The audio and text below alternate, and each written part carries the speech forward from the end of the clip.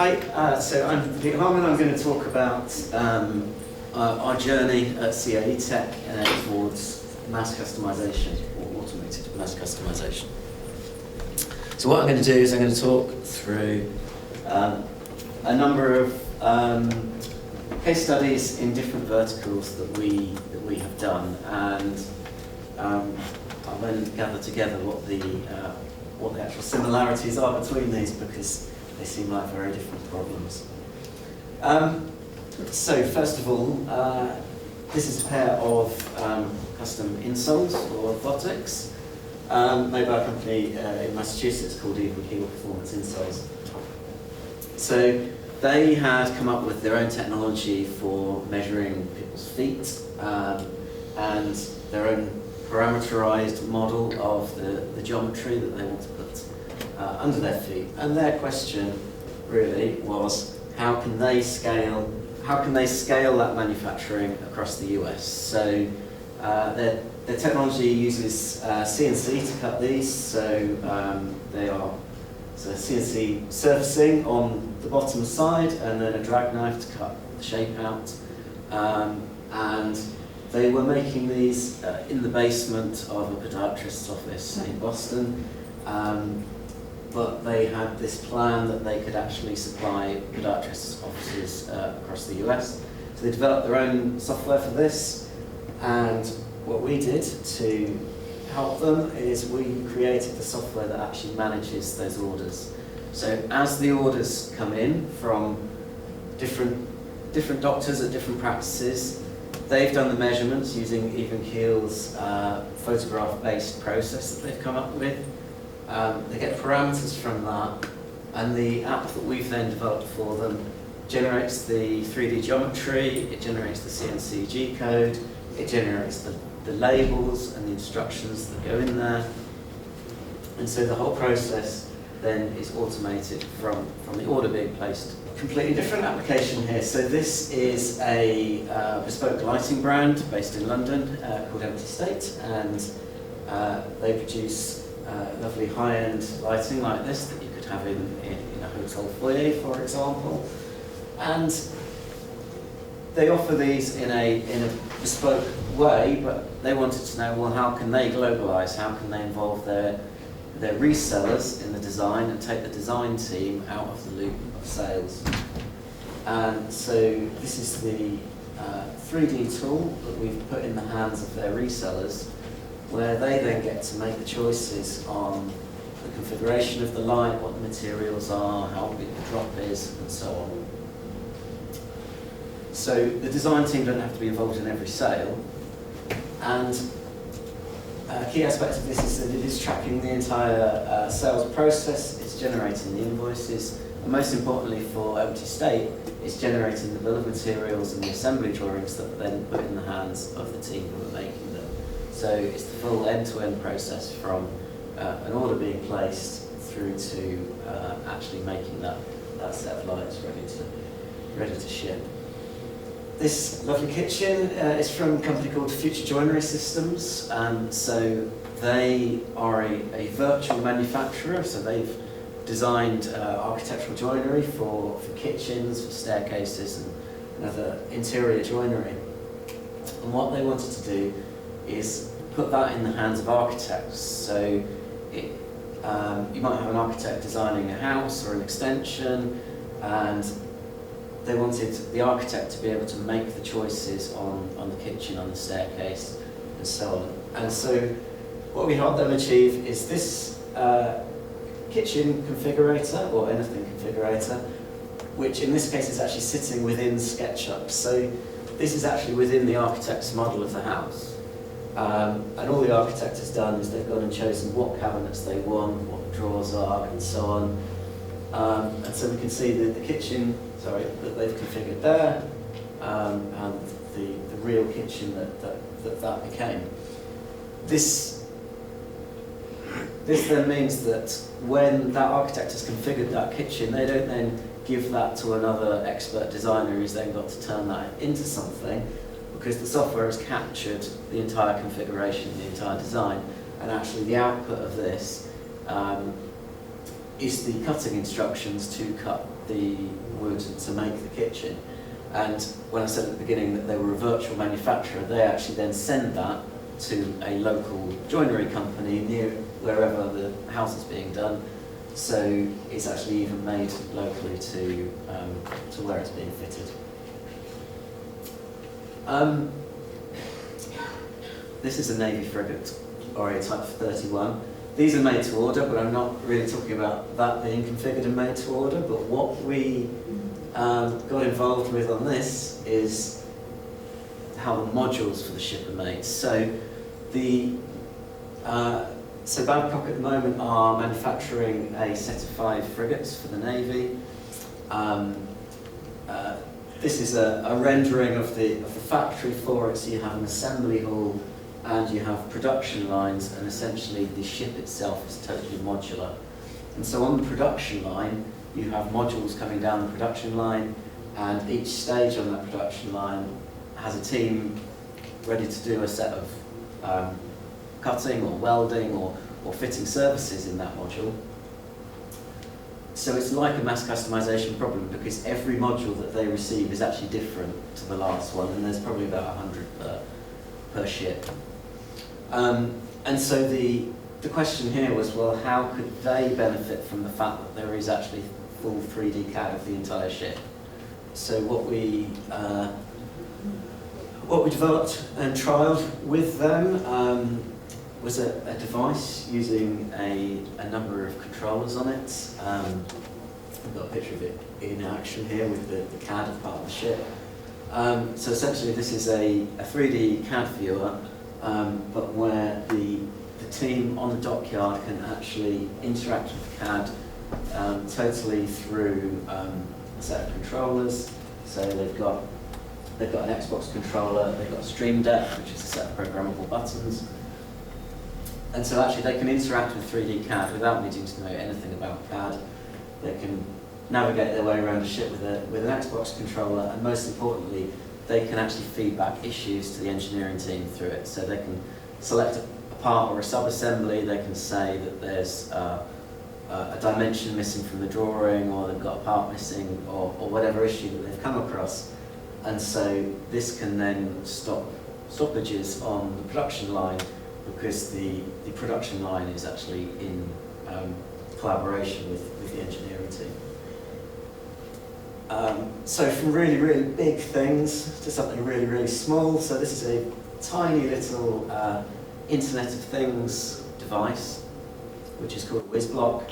WizBlock is modular, so you have a baseboard, you have a microcontroller, and you have a huge range of different sensors and interfaces that you can connect to that.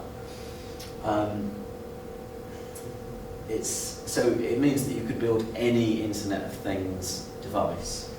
And in doing this, what the company who put this together, Rack Wireless, have done is they've created a massive problem for themselves, because there's so many modules, it's hugely complicated for a user to come along and know what modules they can get, what's compatible, whether it's going to fit in the enclosure, and so on. And so they've then created this whole design problem.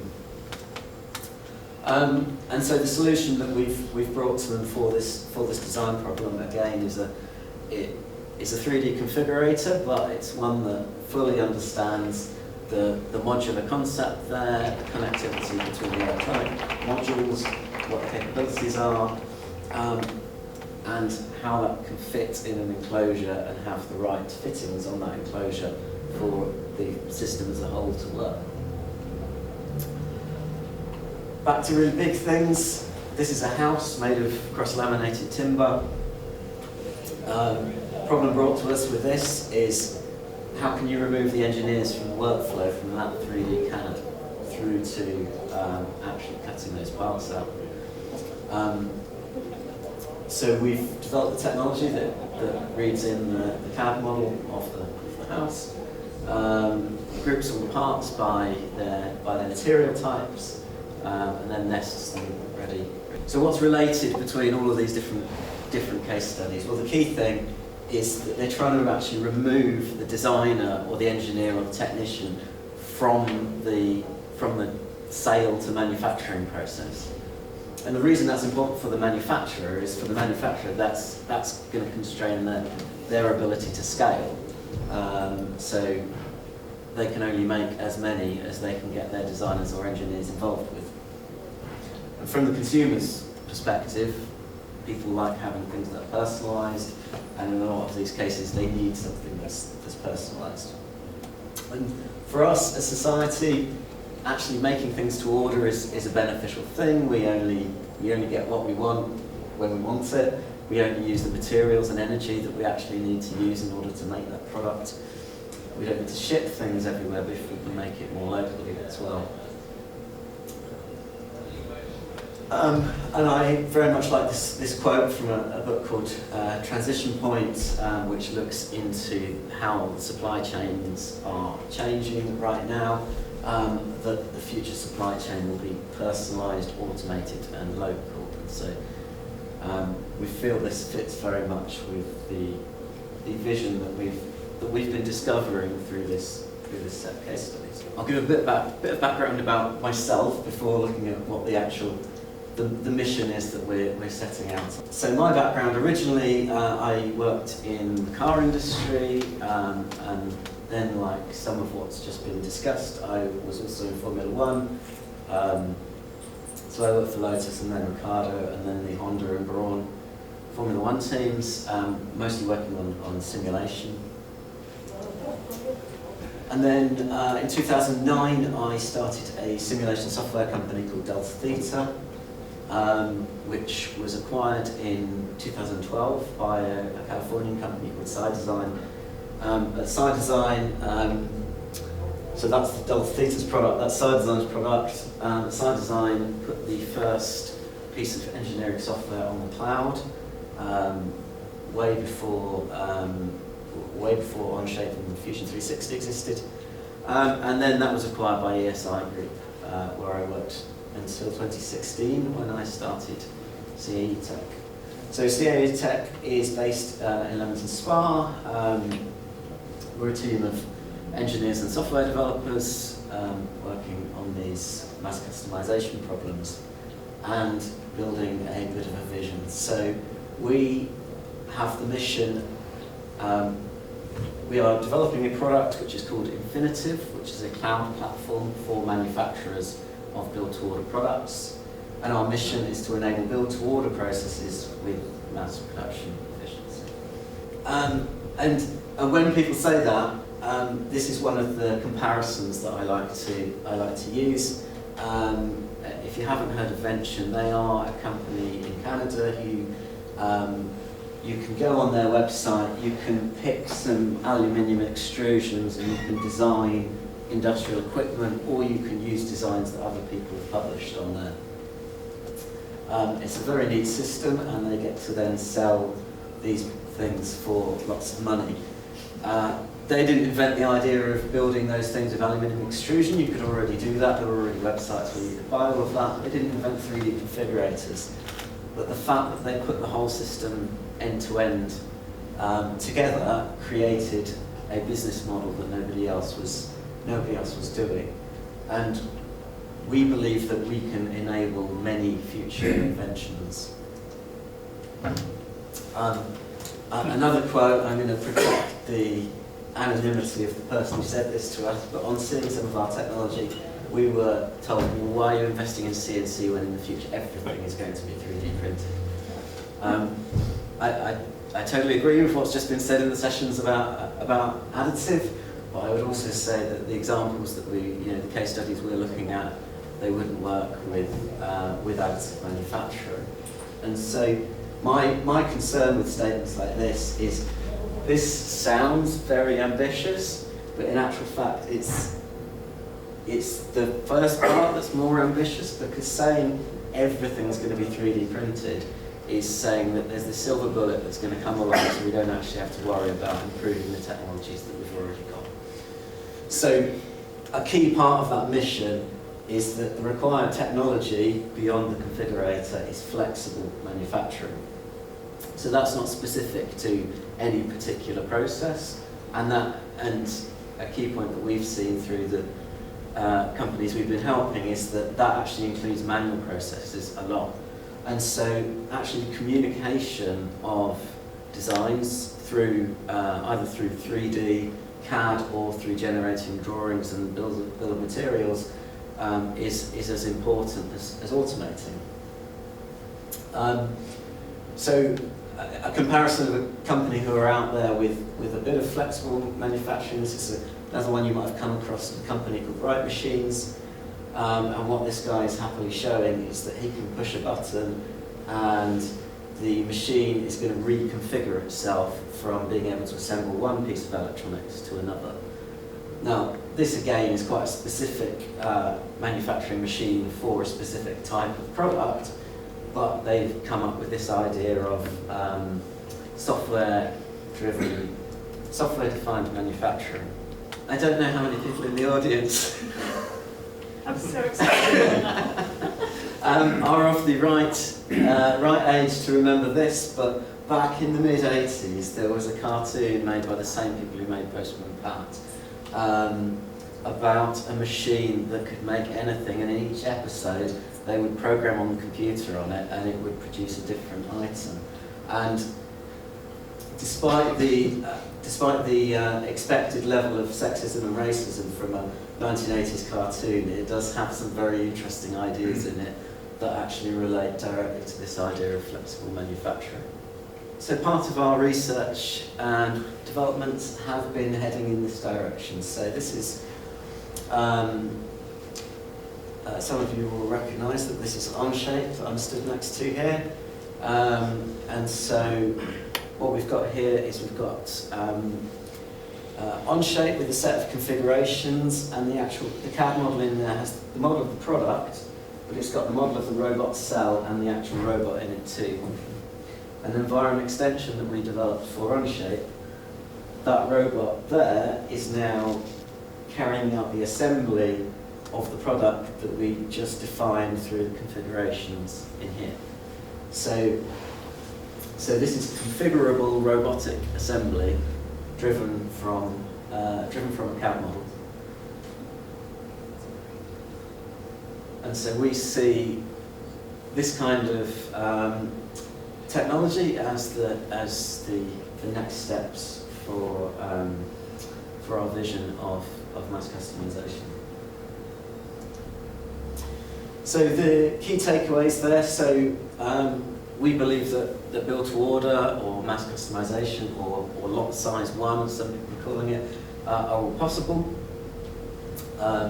It reduces wasteful consumption and it allows the manufacturing companies to scale as well. And it can involve any processes. We don't need to wait for the AI/3D printing silver bullets to come along and change how we do things. Thank you.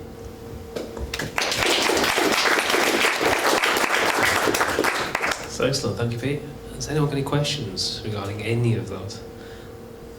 I'm quite intrigued by the move to create the plugin for Onshape, and specifically that sort of software, and what your future plans are for that. Is it all based around Onshape, or is it? It's not all based around Onshape. We do work quite a lot with Onshape. So everything we do is cloud-based, and so that certainly pushes us towards using Onshape because it's the easiest way of doing things. We've got some other related to that. We've got some other technology coming out that's a partnership between ourselves, Onshape, and Amazon for simulation of robotics. Thank you.